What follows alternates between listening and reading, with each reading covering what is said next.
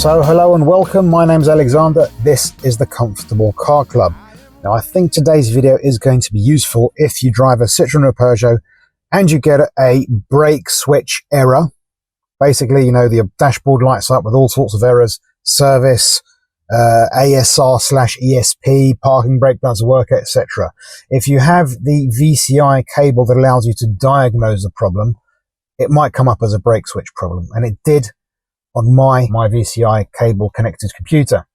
So I went online on AutoDoc, no sponsorship at all, and they messed up. They sent me this brake switch with this long mushroom-like thing at the top. Anyway, the one that's in my car is like this.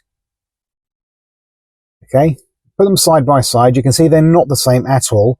They don't even have the same fitting, even though they seem to have the same plug. You can see here. This is the AutoDoc one. It's wrong. It said it was for my car, but it isn't. And they've done this before as well. Sent me the wrong bit for this particular car. But anyway, on the plus side, they acknowledged their mistake and they refunded me, and I didn't even have to send this back. So that's going back in the box. And now it's time to put this new brake switch in, and it's actually rather simple. Go underneath the steering wheel. There is a bit of trim there. It's the trim that has the light, the footwell light that's part of it. Locate these two round things and then swivel them 90 degrees. The whole panel should pop out. Don't forget to undo the connector.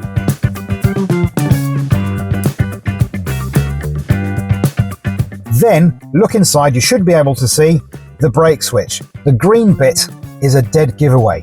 Locate that, swivel the whole thing 90 degrees anti-clockwise, and it should pop out, and then it's much easier to undo the connector. To put it in, it's basically the inverse. Put in the connector, locate the place where it's in, 90 degree turn clockwise, Bob's your uncle, put the trim back, it's all good. And that's what I'm going to do now. Now it's the following day. Okay. Damn.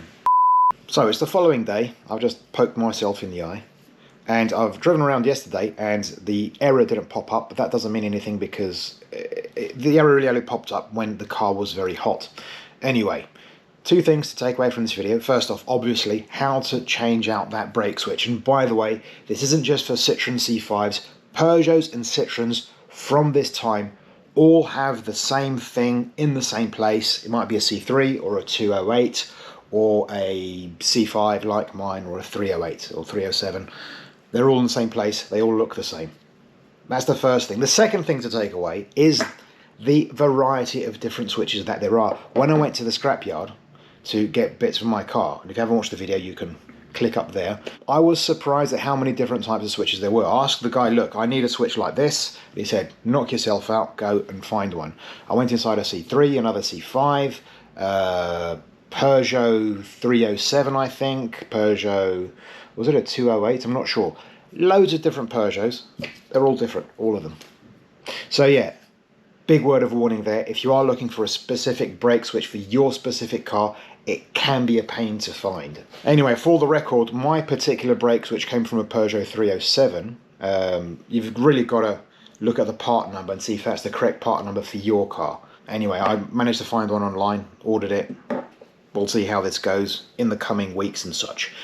So, hopefully you found that useful. If so, please leave a like, please share, please subscribe.